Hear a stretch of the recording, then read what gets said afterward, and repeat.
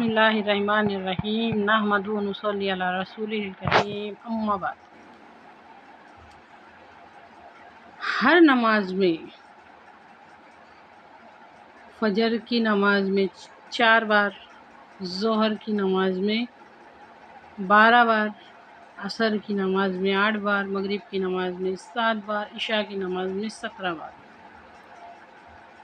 نماز کی ہر رکعت میں سورہ فاتحہ پڑھی جاتی ہے، اور جتنی بار سورہ فاتحہ پڑھی جاتی ہے اتنی بار بندہ کہتا ہے اہدنا الصراط المستقیم، ہم کو سیدھے راستے پر چلا، ہم کو سیدھے راستے پر چلا، ہم کو سیدھے راستے پر چلا۔ غور کر کے دیکھو اس بات میں، ہم کو سیدھے راستے پر چلا، اور اب ہماری زندگیوں پر نظر ڈالو، اب ہماری زندگیوں پہ نظر ڈالو کہ ہم کیا کرتے ہیں۔ سیدھے راستے کا مطلب کیا ہے؟ ہمارے نزدیک سیدھے راستے کا مطلب کیا ہے؟ ہم نے اہدنا الصراط المستقیم کے مطلب کو یہ سمجھے کیا ہم کو پانچوں وقت کا نمازی بنا دے، سال میں ایک بار مہینے بھر کے روزے آئیں گے، ہم کو روزے رکھنے کی توفیق عطا فرما، زکوٰۃ دینے کی توفیق عطا فرما، حج کرنے کی توفیق عطا فرما۔ اہدنا الصراط المستقیم کا مطلب کیا سمجھ لیے؟ یہ سمجھ لیے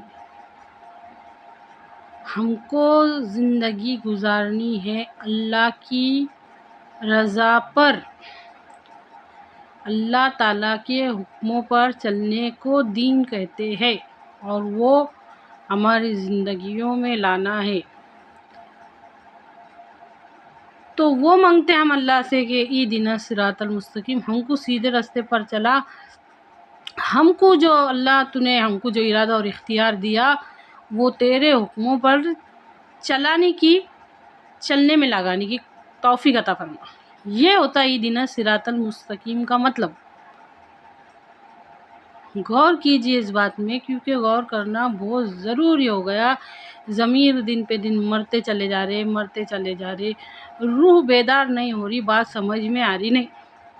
اہدنا الصراط المستقیم کا آپ لوگ مطلب کیا سمجھتے ہیں؟ یا اللہ مجھے 5 وقت کا نمازی بنا دے، یا اللہ مجھے سال میں ایک بار مہینے بھر کے روزے رکھنے کی توفیق عطا فرما، یہ سمجھتے ہیں؟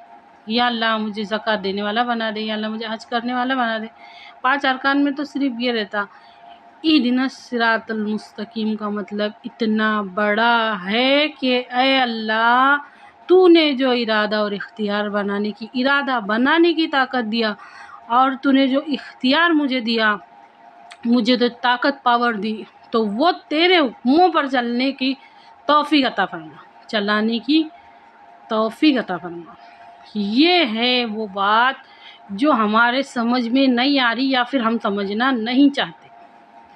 اچھی طرح سے سمجھیے اس بات کو، یہ بہت مشکل نہیں ہے، اس سے کہیں زیادہ مشکل ہم ہماری زندگی میں گتھی الجھا رہے ہیں، لیکن ہم یہ آسان سی بات کو سمجھنا نہیں چاہتے کہ اللہ رب العزت نے جو ہم کو ارادہ بنانے کی طاقت دی ہے اور اس کے اوپر عمل کرنے کی طاقت دی ہے، وہ ہم کو اللہ کے حکموں پر چلنے میں لگانی ہے، اور نبی کریم صلی اللہ علیہ وسلم کے طریقے پر چلنے میں لگانی ہے۔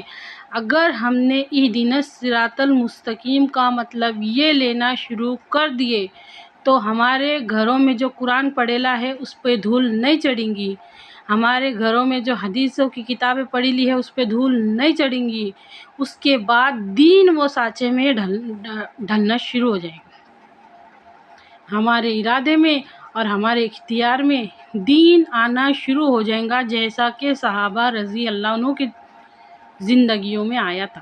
ہماری زندگی میں وہ نہیں آ رہا، کیونکہ ہم اہدنا الصراط المستقیم، ہم کو سیدھے راستے پر چلا کا مطلب یہ سمجھتے کہ ہم کو 5 وقت کا نمازی بنا دے، ہم کو سال میں ایک مرتبہ جو 1 مہینے کے روزے آتے وہ روزے رکھنے والا بنا دے، اور ہم کو حج کرنے والا بنا دے، اور ہم کو زکوٰۃ دینے والا بنا دے۔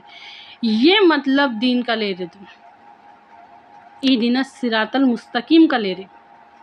اچھی طرح سے غور کرو اور اپنے بند ذہنوں کے تالوں کو کھولو، کیونکہ ہدایت صرف ہمارے واسطے، ہماری اولاد تک بھی ہے۔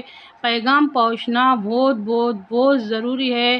دور حاضر فتنے فسادوں کا دور ہے، گمراہی کا دور ہے، قدم قدم پر نئے فتنوں کا دور ہے۔ سمجھیے، اچھی طرح سے سمجھیے۔ جب ہم یہاں سے آگے نہیں بڑھیں گے، ہم اہدنا الصراط المستقیم کے مطلب کو یہ لیں گے کہ یا اللہ ہم کو 5 وقت کا نمازی بنا دے، سال میں روزے رکھنے والا بنا دے، زکوٰۃ دینے والا، حج کرنے والا بنا دے، ہم اہدنا الصراط المستقیم کا مطلب یہ لیں گے، تو پھر ہمارے بچے بھی یہ لیں گے، اس سے زیادہ نہیں بڑھیں گے آگے۔